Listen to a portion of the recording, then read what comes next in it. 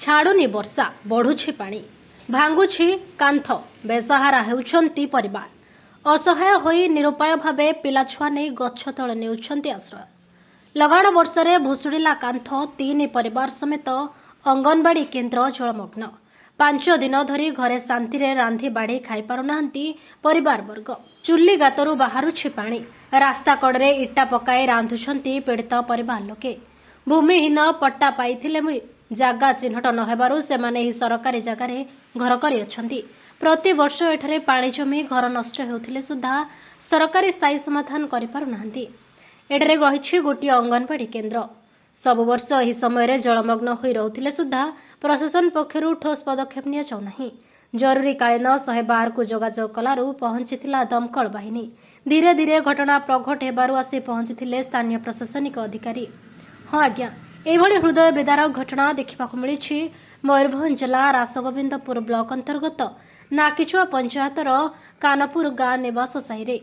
ଶିବ ବେହେରା, ସୁକ ବେହେରା ଓ ଧ୍ରୁବ ବେହେରାଙ୍କ ସ୍ୱପରିବାର ପାଣି ଘେରରେ ଉବୁଟୁବୁ।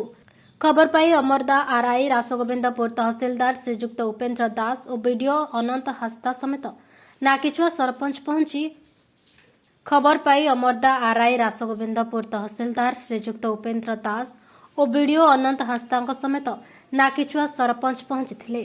ତତ୍ପରତାର ସହ ଲୋକଙ୍କୁ ପାଣି ଘେରରୁ ଉଦ୍ଧାର ପାଇଁ ପାଣି ବହିବା ସହ ପଲିଥିନ୍ ଓ ରନ୍ଧା ଖାଦ୍ୟ ଯୋଗାଇଥିଲେ। ଦମକଳ ବାହିନୀ ଦୀର୍ଘ 6 ଘଣ୍ଟା ଧରି ପାଣି ନିଷ୍କାସନ କରିଥିଲେ ସୁଦ୍ଧା ପାଣି ଶୁଖିବାର ନାଁ ଧରିନି। ପରିସ୍ଥିତି ଜଟିଳ ଜଣାପଡ଼ିବାରୁ ପରିବାର ବର୍ଗଙ୍କୁ ନିକଟସ୍ଥ ବିଦ୍ୟାଳୟରେ ରହିବାକୁ ପରାମର୍ଶ ଦିଆଯାଇଛି। ଏଠାକାର ସମସ୍ୟାକୁ ତୁରନ୍ତ ସମାଧାନ କରାଯିବ ବୋଲି କହିଛନ୍ତି ପ୍ରଶାସନିକ ଅଧିକାରୀ। ଲଗାଣ ବର୍ଷାରେ ବାସଶୂନ୍ୟ ହୋଇଥିବା ଏହି ନିବାସ ସାହିର ପରିସ୍ଥିତି ସୁଧାରିବା ଦିଗରେ ସ୍ଥାନୀୟ ପ୍ରଶାସନ କେତେ ତତ୍ପରତା ଦେଖାଉଛି ତାହା ଦେଖିବାକୁ ବାକି ରହିଲା। देखो ये जो आपण खबर प्रकाश कर नाकिचुआ ग्रामर से व्यक्ति जन जो अच्छा आम भूमिहीन पट्टा आगुरी दि जाए जो भूमिहीन पट्टा दि जाए आम लोकाल इनक्वारी कर जगह चिन्हट कर तो सी जाना सेकेंड कथा एवं शुणा कहलु से किसी आम भी आडभाइस करूँ जो मानकर आगुरी माप हो जाने जाइन गवर्नमेंट लैंड रोड भी एनक्रोच कर रही तो निज जगह को जापारे जो आगे भी जो चिन्हट कराई आइडेंटिफाई एवं करना फर्दर आम कहूँ जेहतु सरकार सब ऑनलाइन डिमार्केशन प्रोसेस स्टार्ट हो गलानी ऑनलाइन ऑनलाइन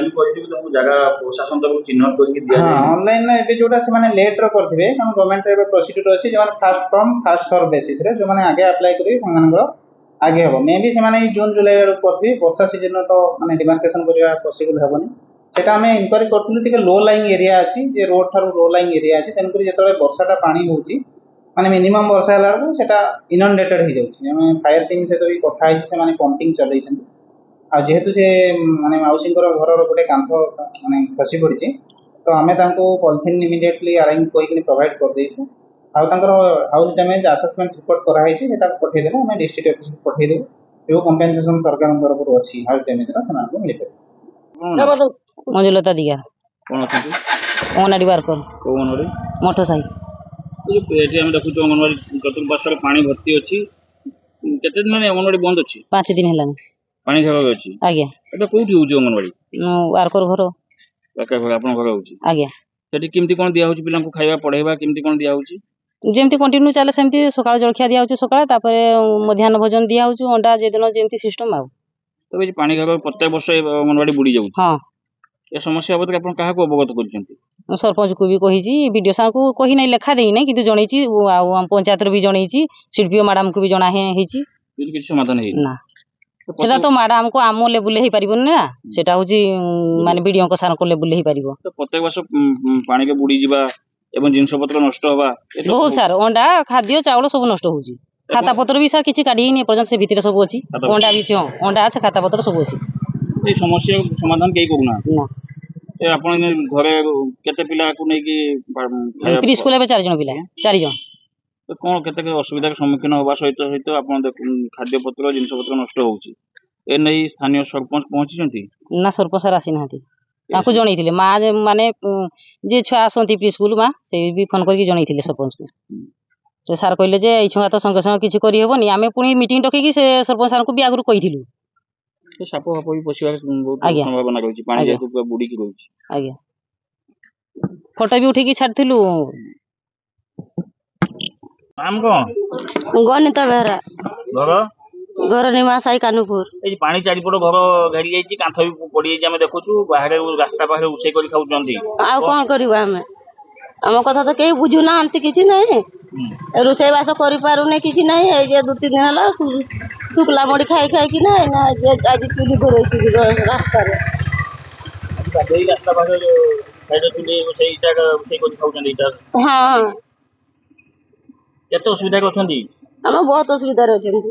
କେତେ ଜଣ ରହୁଛନ୍ତି ଘରେ? 4 ଜଣ। ଏପଟେ ଯାଉ 4 ଜଣ ରହୁଛନ୍ତି। ହଁ ଆମେ ଦେଖୁଛୁ ଘର କାନ୍ଥ ଗୋଟେ ପଡିଯାଇଛି। ହଁ, କାନ୍ଥ ପଡି ଯାଇଛି। ରାତିରେ ଶୋଉଥିବା ଅବସ୍ଥାରେ ଯଦି ରାତି ଆପଣଙ୍କ ଉପରେ କାନ୍ଥ ପଡିଥାନ୍ତା? ଆଉ ପଡିଥିଲେ ଆମେ କିଛି କରିଥାନ୍ତେ? ଆମ କଥା ତ କେହି ବୁଝୁନାହାନ୍ତି, କିଛି ନାହିଁ। ଆମେ କଣ କରିବା? ସ୍ଥାନୀୟ ଆରଆଇ, ସରପଞ୍ଚ ବା ବିଡିଓ କେହି ପହଞ୍ଚିନାହାନ୍ତି? ନା, କେହି ଆସୁନାହାନ୍ତି। ଆରାକୁ ବି କାଲି ଡାକବାକୁ, ଆରାଇ ସରପଞ୍ଚକୁ ଡାକିଲେ, ସେ ବି କିଛି ଆସି ବୁଝୁନି। ସେ ସକାଳେ ନାଇଁ କହିଲେ, ମୁଁ ସକାଳେ ଯିବି, ରାତିରେ ଯାଇପାରିବିନି କହିଲା। ସକାଳେ ପହଞ୍ଚିଥିଲେ? ସକାଳେ 9-10ଟା ବେଳେ ପହଞ୍ଚିଥିଲା। କଣ କହିଲେ? ଦେଇକିନା କହିଲା ଆରାଇ ପାଖକୁ ଚାଲିଯ, ଆଉ ମୁଁ ତା ସାଙ୍ଗରେ କଥା ହେବି। ଦିନେ କଥା ହେନି, ଯାହା ଏ ଗୋଟେ ତିରପାଲ ଦେବ, ଦେନେ ଖାଞ୍ଚି ଖୁଞ୍ଚାକିନା ରହିବ, ସେଇଟା କହୁଥିଲେ। ଜୀବଜନ୍ତୁ ଅଛି, ଆମେ ଦେଖୁଛୁ ଛେଳି ରହିଛି। ଆପଣ ମାନେ କହୁଛନ୍ତି, କେତେ ସମସ୍ତେ କହୁଛନ୍ତି କାନ୍ଥ ପଡିଯାଇଛି, ଆଉ ଗୋଟେ କାନ୍ଥ ହୁଏତ ବି ପଡିଯାଇପାରେ। କେତେ ହଁ, ଭୟଭୀତ ପଡିଯିବ। ଅବସ୍ଥାରେ ଅଛ? ବହୁତ ଅସୁବିଧାରେ ଅଛି ଆମେ। କାହାକୁ ଦାୟୀ କରିବେ? କଣ ଦାବି ଦାୟ କାହାକୁ ଦେବେ? ତହସିଲକୁ, ଆରାଇକୁ ଦେବେ, ଦିଆ ହବ ଆଉ କାହାକୁ? କେହି କିଛି ଶୁଣୁନାହାନ୍ତି। ନା, କେହି ଶୁଣୁନାହାନ୍ତି। ମାଉସୀ ନାମ କଣ? ଚମ୍ପାମଣି ବେହେରା, ଘର? କାନପୁର। କଣ ଏଇ ସମସ୍ୟା? এই যে ଆଜି 3 ଦିନ ହେଲା ରୋଷେଇ ବାସ ଆମର କରିପାରୁନି, ପାଣି ବୁଡି ଯାଇଛି। ଆମ ସ୍ୱାମୀ ଗୋଟେ ହ୍ୟାଣ୍ଡିକେପ୍, ଛୁଆ ବି ଗୋଟେ ହ୍ୟାଣ୍ଡିକେପ୍, ଆଉ ମୁଁ ଏକଲା ଏମିତି। ଘର ପାଇନା? ଭୂମିହୀନ ହିସାବରେ ଘର ହଁ, ପାଇନା? ଘର ପାଇଛେ ଘର। ସେ ଘରକୁ ବର୍ତ୍ତମାନ ଯାଇପାରୁନି, ରାସ୍ତା ନାହିଁ। କାହିଁକି? ପାଣି? ପାଣି ପାଣି ତ ପାଣି, ତାପରେ ଆମ ଟିକଟ ଜାଗା ଦେଇକି ଆମକୁ ଯାଇତେ ଦେବେ ନା। ଟିକଟ ଜାଗା ଦେଇକି ଯାଇତେ ଦଉନାହାନ୍ତି। ପ୍ରଶାସନକୁ ଏ ବାବଦରେ କିଛି ଅବଗତ କରିଛନ୍ତି? ସରପଞ୍ଚ ହଉ ବା ବିଡିଓ ହଉ? ହଁ, ଏଇଟା ଆଜି ତ 3-4 ବର୍ଷ ହେଲା ଏମିତି ହଉଛି। ସ୍ଥାୟୀ ସମାଧାନ କିଛି ହେଇପାରୁନି? ନା, ଯଦି ଗୋଟେ ପଟା ମିଳିଛି, ସେ ପଟାକୁ ଆମକୁ ଆରାଇ ଚିହ୍ନଟ କରତେ ଆସୁନାହିଁ। ଜାଗା ଭୂମିହୀନ ଜାଗା ମିଳିଛି, ହଁ, କିନ୍ତୁ ଜାଗା ପାଇଁ ଚିହ୍ନଟ ହେଇନି। ନା, ପଟା ପାଇସାରିଛେ। ତ ଏ ଯୋଉ ସମସ୍ୟାର ଯୋଉ ହଇରାଣ କଥା ହଉଛନ୍ତି, ଏବେ ଚୁଲିରେ ପାଣି ଆମେ ଦେଖୁଥିଲୁ, ଆପଣ ଦେଖୁଥିଲେ। ଆଜ୍ଞା। ଖାଇବା ପିଇବା ରହିବା କେମିତି କଣ ହଉଛି? ନାଇଁ, ଖାଉନାହିଁ। ମୁଢି ଖାଇକି 3 ଦିନ ହେଲା ଖାଇକି ରହିଛି। ଆଉ କାହା ଘରକୁ ଯିବା? ପ୍ରଶାସନ କେହି ପହଞ୍ଚି ନାହାନ୍ତି? ନା, ସ୍ଥାନୀୟ ଆରଆଇ ହଉ ବା? ନା, କେହି ଆସିନାହାନ୍ତି। ସରପଞ୍ଚ ବି ଆଜି ପର୍ଯ୍ୟନ୍ତ ଆସିନାହିଁ। ଆମେ ଦେଖୁଛୁ ଆପଣଙ୍କ ଘର ପାଖରେ ଗୋଟେ ଅଙ୍ଗନବାଡି ଅଛି, ସିଏ ବି ପାଣି ଘର ହଁ, ଭିତରେ। ସିଏ ବି ଆଜି 8-10 ଦିନ ହେଇଗଲାନି, ଅଙ୍ଗନବାଡି ବନ୍ଦ ହେଇଗଲାନି। ଛୁଆମାନେ ଆସିପାରୁନାହାନ୍ତି। ପାଣିର କେମିତି ଯିବେ ଛୁଆମାନେ ପାଠ ପଢିତେ? କି ଅଙ୍ଗନବାଡି ଦିଦି ବି ତ ଆସିପାରୁନାହାନ୍ତି। କଣ ଚାଲିଛି ବର୍ତ୍ତମାନ? ଆପଣ ମାନେ ଖବର ଦେଇଛନ୍ତି, ଫାୟାର ଅଫିସର ଆସିଛନ୍ତି, ଫାୟାର ଟିମ୍, ଅଗ୍ନିଶମ ବିଭାଗ ଆସିଛି। ପାଣି ନିଷ୍କାସନ ସେମାନେ ବି କରିପାରୁନାହାନ୍ତି, ଯେହେତୁ ତାଙ୍କ କେହି ସହଯୋଗ କରିବା ପାଇଁ ପ୍ରଶାସନର ଅନ୍ୟ ଅଧିକାରୀ କେହି ଆସିନାହାନ୍ତି। ଆପଣ ଫୋନ ମାରିଥିଲେ ବୋଲି ସେମାନେ ଆସିଛନ୍ତି। କଣ କହିବେ? ସେ କଣ କହିବେ? ଆମେ ସମସ୍ତେ ଜୁଟିନେ, ସରପଞ୍ଚ ସମସ୍ତେ ଜୁଟିନେ, ଆମେ କହିବା ସମସ୍ତଙ୍କୁ। ଏଇ ପାଣି ଘର ଭିତରେ ପାଣି ଘର ଭିତରେ ଆମେ କେମିତି ଏଠି ଛୁଆ ପିଲା ନେଇକି ଆମେ ରହିବା? ଏଇ ଘରେ କେତେ ଜଣ ରହୁଛନ୍ତି? ଆମେ ଏଠି 3 ଜଣ ରହୁଛେ। ମୋ ସ୍ୱାମୀ, ସେ ହ୍ୟାଣ୍ଡିକେପ୍, ଆଉ ଛୁଆଟା, ଆଉ ମୁଁ। ପ୍ରଶାସନ କିଛି ତ ଶୁଣୁନାହିଁ। ନା, କଣ ଦାବି କରୁଥିବେ? ଆମର ସୁରକ୍ଷିତ ଯେମିତି ରହିବା, ସେମିତି ସେଟା ଆମକୁ କରିଦଉନ୍ତୁ। ଆଉ ଆମେ ଖାଇବା ଦାଇବା କିସ ସେଟା ବନ୍ଦୋବସ୍ତ କରିଦଉନ୍ତୁ। ଆମେ କେମିତି ଖାଇକି ବଞ୍ଚିବା ନା ବଞ୍ଚିବା? ଯୋଉ ଭୂମିହୀନ ଜାଗା ଦିଆଯାଇଛି, ସେଟା ଆମର ଚିହ୍ନଟ କରିଦଉନ୍ତୁ। ଚିହ୍ନଟ କଲେ ଆପଣ ଘର ଦ୍ୱାର କରିବେ? ଆଜ୍ଞା। ନାମ କଣ?